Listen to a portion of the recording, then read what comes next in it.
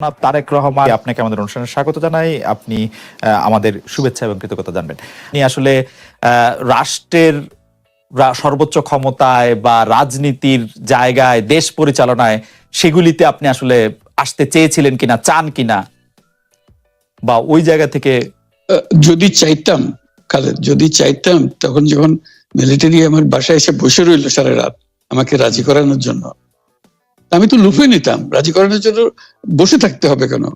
আমি যদি ক্ষমতায় চাইতাম বলে আর চলেন চলেন, কি করতে, কি কোন জামাটা পড়তে হবে দেখিয়ে দেন, এখনই যাচ্ছি। আমি তো সেটা করিনি। তাদের সঙ্গে তর্ক করেছি, সারা রাত ধরে তর্ক করেছে যে না ভাই, আমাকে দিয়েন না, আমি এই কাজের উপযুক্ত না, আপনারা অন্য লক্ষ্য যান। তারা আমার উপরে মন ঠিক করে ফেলেছে আমাকে নিতে হবে। আমি বারে বারে বলতেছি তাদেরকে, তারা নিরাশ হয়ে ফিরে গেল, বললো যে সকালবেলায় আবার আসবো, সকালবেলায় আসলে তখন আপনি আমাদেরকে বলেন যে রাজি আছেন। আমি বললাম না, সকালবেলা আসলে একই কথা পাবেন, কারণ আমি তো এটা এমন কিছু না যে মনের মধ্যে সন্দেহ রেখে, দ্বন্দ্ব রেখে আপনাদেরকে বলছি, অত্যন্ত পরিষ্কার ভাবে আপনাদের কাছে বলছি। ঠিক আছে, তা না হলে তো আমি সঙ্গে সঙ্গে রাজি হয়ে যেতাম। কে ছাড়ে যাও আপনাকে? দেশের পুরো সরকারের প্রধান হবার জন্য আহ্বান জানাচ্ছে বাংলাদেশে এরকম কয়জন মানুষ আছে বলবো যে না, আমি এই দায়িত্ব গ্রহণ করব না? আমি তো করলাম সেটা। এখন আমার নামে বলা হচ্ছে 10 বছর চেয়ে। আমি বছর নিয়ে তো প্রশ্নই উঠে না। প্রশ্ন হচ্ছে আগামীকাল সকালবেলা আপনি শপথ গ্রহণ করবেন, এই কথা। আমি বলছি না, করবো না। তারপরে এরপরে তো কয় বছর, কয় কাণ্ড। আমি 10 বছর দিয়ে কি করবোটা কি? আমি 10 বছর দিয়ে, আমি তো বলছি আমি এই কাজের জন্য নই। দেশে আমার দেশ পরিচালনা করা আমার দায়িত্ব না, আমার কাজ না। আমি জানি না এটা কিভাবে করতে হয়। আমি যেটা জানি সেটা করি। Make sense. আপনার মেয়ে মনিকা ইউনুস সম্প্রতি একটি সাক্ষাৎকার দিয়েছেন সিএনএন-এ। সেখানে আমি তাকে একটু যদি অনুবাদ করি তাহলে সেরকম পড়তে পারবো, যে আমি তাকে উদ্ধৃত করছি যে কোনো এক সময় প্রধানমন্ত্রী শেখ হাসিনা ও ডক্টর ইউনুস একসঙ্গে কাজ করেছেন। আমি আশা করি সেই সময়টা আবার ফিরে আসুক, শুধু গ্রামীণ কিংবা সংশ্লিষ্ট সব প্রতিষ্ঠানগুলোর ভালোর জন্যই নয়। যদি তারা আবারও একসঙ্গে কাজ করেন তাহলে সেটা চমৎকার হবে। এই মনিকা ইউনুসের এই আশা কি আপনারও মানে একই রকম আশা কিনা, যে প্রধানমন্ত্রী শেখ হাসিনা এবং ডক্টর ইউনুস একসঙ্গে কাজ করলে আরো কিছু চমৎকার কাজ হবে, বা এটা আপনি আশা করছেন এরকম কি?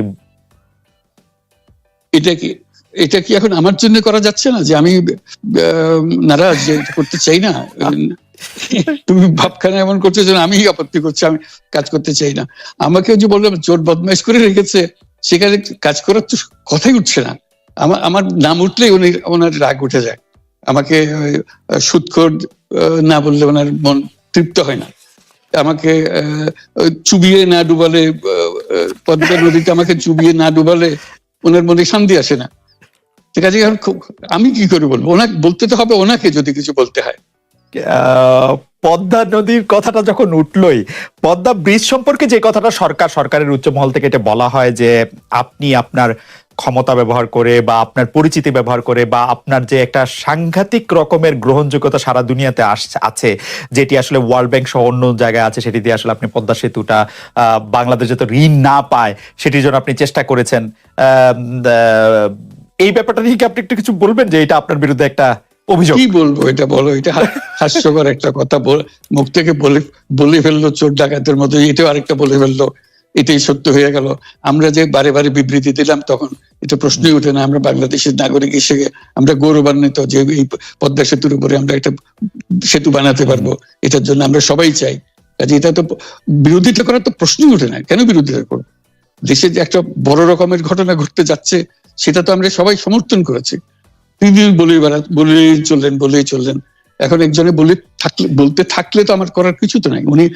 উনি এত শক্তিধর যে এখানে আমার কথা তো কিছুই থাকে না। ওনার সব সরকারের যাবতীয় প্রচার যন্ত্র ওনার হাতে। আমার তো আমার গলার যত তীক্ষ্ণ। আপনি তো কথা বলেন না, বললে তো নিশ্চয়ই আপনার সাথে না। একটি প্রশ্ন আসছে যে পদ্মা সেতুর যখন উদ্বোধন করা হবে তখন কি আপনাকে নিমন্ত্রণ জানানো হয়েছিল?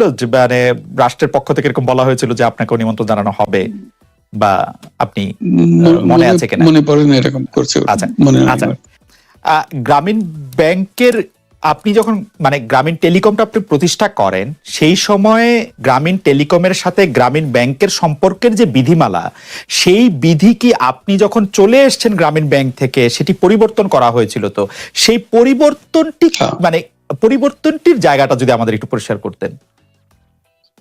পরিবর্তন ছিল যে আগে এটা নমিনেট করতে পারতো গ্রামীণ ব্যাংক, চেয়ারম্যান পদের জন্য একজন লোক নমিনেট করতে পারতো। আমরা যেহেতু গ্রামীণ ব্যাংক থেকে আমাদেরকে সরিয়ে দেওয়া হয়েছে, তখন আমরা মনে করলাম যে এটা রাখার আর দরকার নাই, গ্রামীণ টেলিকম থেকে সেই পদটা আমরা পরিষ্কার করে দিয়েছি, যখন এটা আর দরকার নাই। এইটুকু পরিবর্তন হয়েছে, এটা ন্যায়সঙ্গতভাবে পরিবর্তন করার ধারা অনুযায়ী যা যা করতে হয় সেটা করা হয়েছে।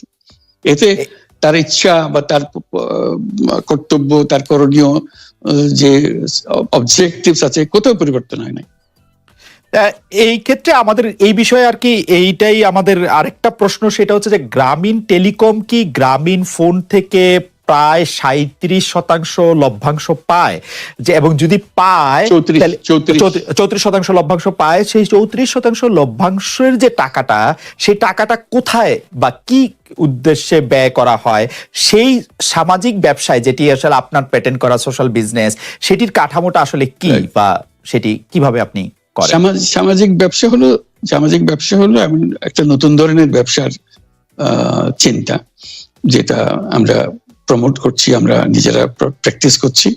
যেটা ব্যবসা মানে হলো মুনাফা করা, ব্যক্তিগত মুনাফা করা, এবং তার লক্ষ্য হলো সর্বোচ্চ মুনাফা করা। এটি হলো ইকোনমিক্স এর নিয়ম, যে সর্বোচ্চ মুনাফা যদি করি সবকিছু ঠিকঠাক মতো চলবে। আমরা বললাম যে এটা ভুল জিনিস, যে সর্বোচ্চ মুনাফার মধ্যে দিয়ে মানুষকে এক রকমের নেশাগ্রস্ত করেছে, এই মুনাফার নেশার মধ্যে তাকে ঢুকিয়ে দেওয়া হয়েছে। এই মানুষকে এই মুনাফার নেশাগ্রস্ত মানুষ হিসেবে এটা আমরা কল্পনা করতে পারি না। আমরা বলছি যে এটা মুনাফা সে করবে, সর্বোচ্চ মুনাফা করবে, কিন্তু অন্য ধরনেরও ব্যবসা আছে। ব্যবসা এখন শুধু এক প্রকারের ব্যবসা আছে, যে ব্যবসাতে শুধু মুনাফা সর্বোচ্চকরণ, এটাই হলো নির্দিষ্ট নিয়ম। আমরা বলছি আরেক রকমের ব্যবসা, যেটা হলো মানুষের সমস্যার সমাধান করা, মুনাফার জন্য কোনো রকমের ইচ্ছা তার না থাকা, মুনাফা বিহীন ভাবে, কোনো মুনাফা, ব্যক্তিগত মুনাফা না নিয়ে শুধু সমস্যার সমাধানের জন্য ব্যবসা করা, এটাকে আমরা বলছি সামাজিক ব্যবসা।